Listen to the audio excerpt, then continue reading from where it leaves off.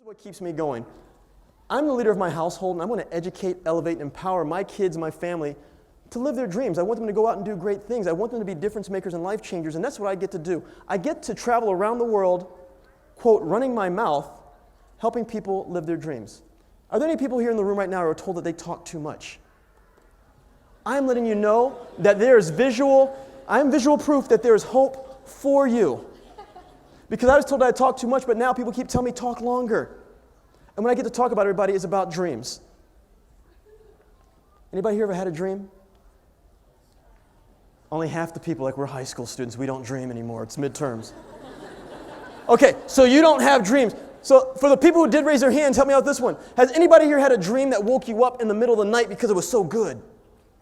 Ooh, one hand went up. Thank you so much. Has anybody here had the dream that was so good it woke you up in the middle of the night that you had to go back to sleep to get back into that dream? Okay, why did all the hands go up now? Because everybody has had that really good dream, haven't you? And the reason we like that dream, everybody, is because we want to live that dream. And that's what I get to talk to people about. I get to help them turn those dreams into reality. So here's what we're going to do right now. Something that you never hear a speaker say. And you definitely don't hear this in the classroom. Everybody, because most of you already have it out already, pull out your cell phones. Whoa. Did he just say that? Yes, pull out your cell phones. Now, here's the next one you probably have never heard somebody say. I want you to pull out your cell phones, turn on your camera, hold it up in front of you, and take a selfie right now. What? Now, yeah, I got some good ones going on back here. Okay, you've got that selfie down. Make sure it's a good one. Okay, now we're taking multiple selfies. Okay, so you've got the selfie out. Now here's what else we're going to do. Where are those people who said they had a really good dream? Hands up. Everybody in this room has a dream. Here's what I'd like you to do. I want you to open up Facebook, Snapchat, Twitter, Instagram, whatever you use for social media. I want you to open it up. I want you to put that picture up that you just took of the selfie. And then I want you to do this one. I want you to do #MyDream.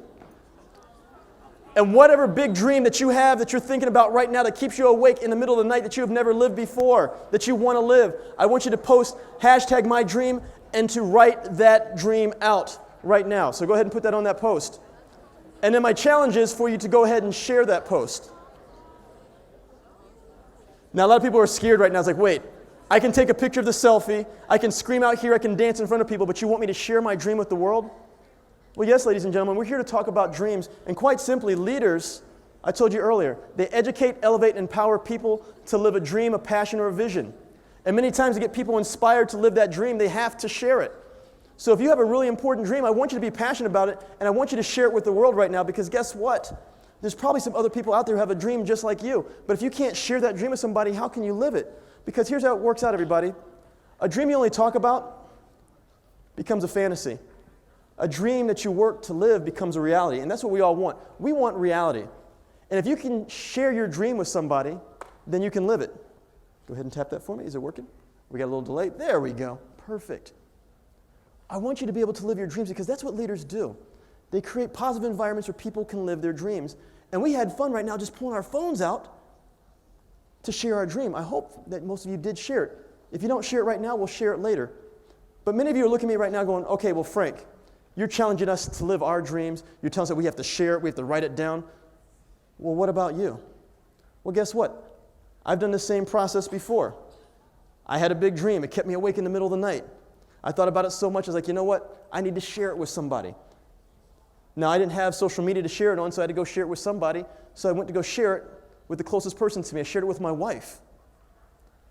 And my dream was the marathon. Anybody know what the marathon is about? Some people. Is running, yes. She's like, it's running. Yeah, the marathon, everybody, I went to go share this with my wife. The marathon is a 26.2-mile race. Let me explain something about me. I work from home. That means I do not even drive 26.2 miles in a day. This is a race where you run 26.2 miles. It goes all the way back to Greek times in honor of a messenger. Because back in Greek times when there were battles, the messenger would run from the battle to tell you who won. They would run. No horse, no car, no internet. They would run to deliver the message. So there's no horse, none of that. It was just running. And they ran, and the guy for the Battle of the Marathon, he ran. He gave the message to the people, and he died right there on the spot. That was my dream. Not to die on the spot, but to run 26.2 miles. I shared it with my wife. She looks at me, she goes, I want to run one too. Gentlemen, I taught this to you earlier. If you're dating somebody right now, if you're going to get married, here's what happens. If they say they like it too, that means you are doing it. The next morning, we were signing up for the race. Now, the funny part about the race is they say it's a non-refundable deposit. Now, deposit usually assumes that you're going to get the money back. If you don't get it back, I think that is a payment. So I had to pay for it. So if we run the race or don't run the race, we're not getting our money back, so we had to start training. No one told me it takes 4 to 6 months to train for a marathon. 26.2 miles. Ladies, hands up really quick, just so people know that you're in the room, because the ladies haven't been raising their hands. Some ladies are like, what? Ladies, hands up. Just kind of shake your hand if you think, ladies, you're really smart, aren't you? You have great plans, don't you? Yes. My wife, during the training process, goes, we should train together. I've got a great idea. I'm like, okay, you've got a great idea. What is it? She goes, you run faster than me. I'm like, yes. If you guys haven't seen, my wife is like 5'2", okay? I'm 6'2".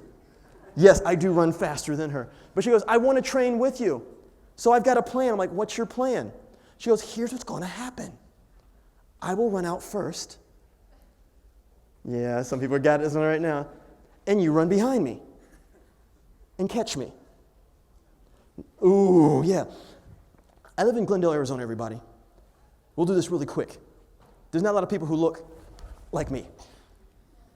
You saw my wife. I'm a foot taller. She goes, I'm going to run out. You run after me. Glendale, Arizona. She's running. She probably didn't help out running down the street saying, catch me, catch me. That did not help. But this is our training program. After we cleared up that incident with the police, which I explained to them, this is my dream, I'm running the marathon. They looked at me and go, you're crazy. We kept training. So we get the 4 to 6 months of training done, everybody, and it comes to race day. And race day, the alarm goes off at 4 o'clock in the morning to go downtown to a race that starts at 6 o'clock in the morning, to a race to nowhere in honor of a guy who died, my dream. Now, they talk about our dreams, everybody. With a dream, you have to have the dream first, but you have to put a plan to it to become a goal. So when I got downtown, the dream wasn't just to run the race anymore. The goal was to finish the race. So repeat after me. My goal is to do what? Finish the race. Okay, so that's my goal. Now, really quick question, just by a show of hands. How many people here in the room run, like cross-country track and things like that? Yeah. And how many people like running? Okay, I've got issues with all of you because you like running. These are people I like to call runners because they like to run. For me, I trained, I just ran. There are runners, and there are people who run. When I got downtown, I saw runners. I've been feeling really good about my training, but when I saw the runners, things changed. I got downtown. They've got sponsorships, everything from head to toe, Nike, Under Armour, Adidas. It's all matching. I've got gym shorts on and a t-shirt. I don't look cool. These people are doing stretches that I have never seen before in my life. They can get their leg behind their head. I can't touch my toes. I wanted to look cool just like the runners, so here's what happened. I started to make up stretches.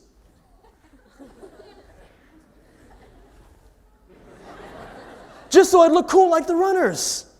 And it's kind of like up next to him, and it's kind of runs like, doing my stretches. But then finally, the big voice comes up on a monitor. It's like, runners, to your positions. That's me. But the case is, I'm a slow runner. They put the fast people up front. All those people just raise their hands. They put the slow people like me in the back. Way back. I got to my spot, got to my corral, and they go, runners, start. It took me 30 minutes to get to the starting line. That's how far back I was. But when the race started, everybody, I was running. Front view, it looked like this. I had to look cool. Side view, like this. Just to look cool, to keep up with the runners. So at mile 1, everybody is looking pretty cool. Doing really good. Mile 2, still looking good. Mile 3, mile 4, I am looking good during the race. Mile 5, not looking so good anymore. There's this lady in her 70s who passes me up. But I keep running because what's my goal, everybody? My goal is to do what? Finish the race. So I'm trying to finish this race. I get to mile 6 and 7. I am feeling good. But gentlemen, we're competitive people, aren't we? I'm a former athlete. We are competitive. My goal was to finish the race, but to finish it around 4:45, 5 hours. There's these people who hold signs that let you know what your pace is. After the first 7 or 8 miles, I was up to the 4:15 sign. I have blown my plan out of the water. Runners, where are you? Is that a good idea to add 30 minutes in the first 8 miles? Look at her. She's like, She's like, amateur, right? All right. So I'm running. I'm looking really cool. And about mile 10, looking cool, I look to the side of the road. The paramedics are working on a lady on the side of the road. Who laughed? You are some mean people. The paramedics working on a lady and you guys are, Okay, for the people in the room who are sensitive, she lived. She's okay. But now I'm worried. This dream of mine, it's turned into a goal, to a big plan. I started to learn that, guess what? You can actually die doing this. But I keep going because I want to finish the race. So I get to mile 13 feeling really good about myself. And I see all my friends. And my friends go, Frank, how are you doing? I go, I'm doing good. Was that the right answer? Was not the right answer at all. Because I was looking cool for the first 13.1 miles. At mile 14, for some reason, the left side of the body just kept looking good. The right side of the body had issues. The leg is not supposed to do this when you're running. So let's put this together. Left side, right side, It doesn't look good when you're going, That does not look good going down the roads. So at mile 14, here's this guy going down the road. But I have to keep going because what's my goal, everybody? To do what? Finish the race. So I keep going. At mile 15, guess what happens? We're having a party. The left side joins in. The left side, for some reason, the leg is supposed to bend, right? It's not supposed to be straight. So let's figure this one out. So can you see a guy going, That is me going down the road. Now let me explain something about the marathon, okay? There is this thing that people do. They stand on the side of the road to cheer you on. They stand on the side of the road to give you free stuff. Brownies, bananas, oranges, candy, just to cheer you on. I'm going down the road. There are kids there with their trays. All the kids turn around backwards to me. They look at their parents and go, that guy scares me. But I didn't let that stop me, so I keep going. And then all of a sudden I hear, there's a horn beeping at me. Like, there's this thing in the race called the I Quit bus. The I Quit bus, yes. The I Quit bus drives around looking for people who look like they're in trouble. So like I said, this is just like me. And the bus pulls up like, do you need help? I'm like, do I look like I need help? They're like, yes. I'm like, no. I'm a motivational speaker. I got to be in Utah. And the bus pulls off. And I keep going. Now at this point, I've gone so slow. At about mile 16, mile 17, I look around me, and the people who are around me, they aren't runners anymore. They are power walkers.